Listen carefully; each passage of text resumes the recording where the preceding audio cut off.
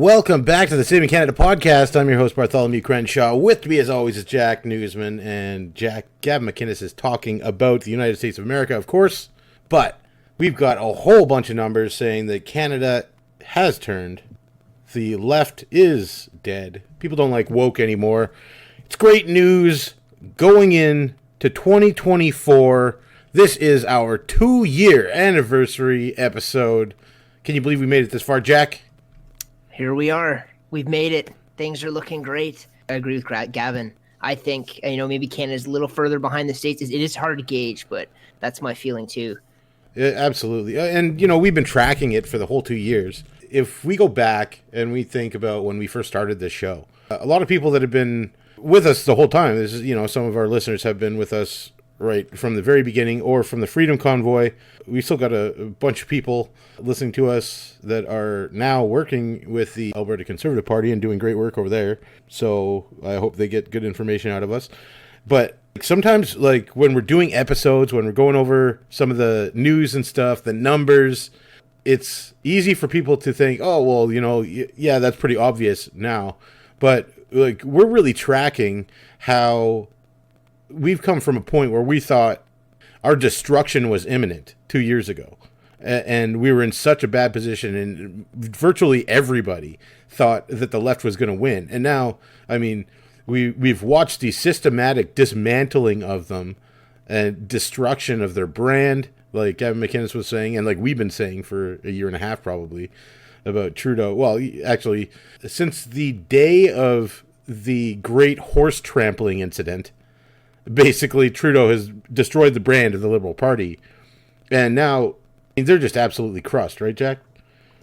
Oh, absolutely. We started this podcast just because of how bad things were, right? It was like, this is our last hoorah. Like, we're going to at least try and bring some, what we saw was the truth to people, just to counteract what we were seeing, right? As just, we were definitely on the defensive.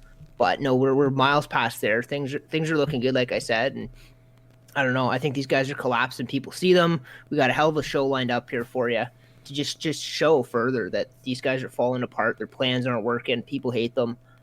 People want political change, and people really see where the problems are. Yeah, and things have gotten so bad for them that now, like, they really have to wage their war right out in the open. And they're doing that. We're seeing that. That's why, a lot of the things that go on are very stress-inducing.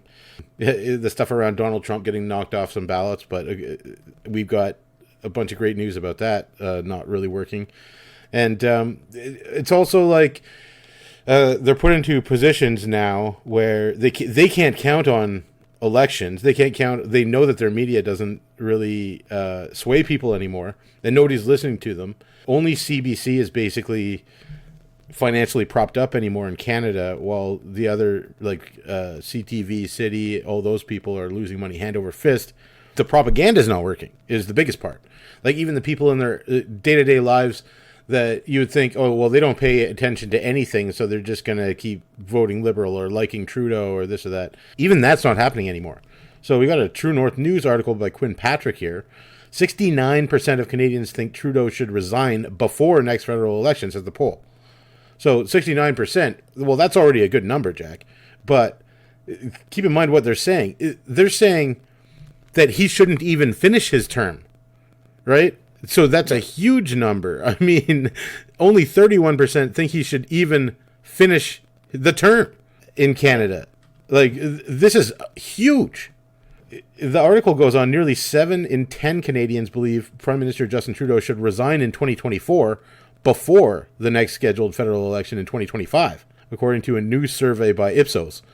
That belief is strongest held in Alberta, where 81% of respondents said Trudeau should step down as Prime Minister. I've never seen numbers so big. In Saskatchewan and Manitoba, that number was 73%, in Ontario, 70%, and in BC, surprising, 66%. And that only surprises me because of Vancouver. Like, actually, a lot of BC is quite conservative, except for the Vancouver area, sadly. So it says Trudeau appeared to retain the most support in Quebec and Atlantic Canada. However, even those regions, 63% and 62% of respondents said they would like Trudeau to resign in 2024. So again, it's like, don't bother finishing your job. Like, don't bother finishing your term. Leave now, like, immediately. That's what they're saying. And this is not even an election. This is like get out. Yeah. Yeah, So this is bad for him. that's why the numbers are so freaking insane. If you were saying 63% said that they wouldn't vote Liberal in the next election, that's a whole different story. But people hate Trudeau. This is a Canada-wide phenomenon. And like it's worse in Quebec even than Atlantic Canada, which is a bit of a shock because he always panders to Quebec. So despite the fact that an overwhelming majority of Canadians would like to see Trudeau step down, only 28% of respondents believe that he actually will. Well, I think a lot of that is, I mean, people are educated on this guy. People know he's working for Klaus Schwab. A lot of people, anyways, like a big part of this number. I'm not saying everybody, but a big part of this number knows that he's basically not allowed to step down. He's working for somebody else. Yeah. Like, it's not just his decision to make. Like, he is holding the reins of power for Klaus Schwab. So Canadians in Alberta, 71%, and Atlantic Canada, 76%, were the most convinced that Trudeau wouldn't step down. Again, like that Alberta population is the most educated on the World Economic Forum and how they work, right, in the United Nations, and how they're pulling the strings around here. So it looks like, I mean, Alberta is really well educated.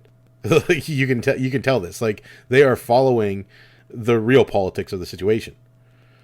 So no surprise that they're making the most headway fighting Trudeau, that Danielle Smith has retained a huge amount of popularity over there. And she does a good job of standing up for Albertans without seeming like a radical.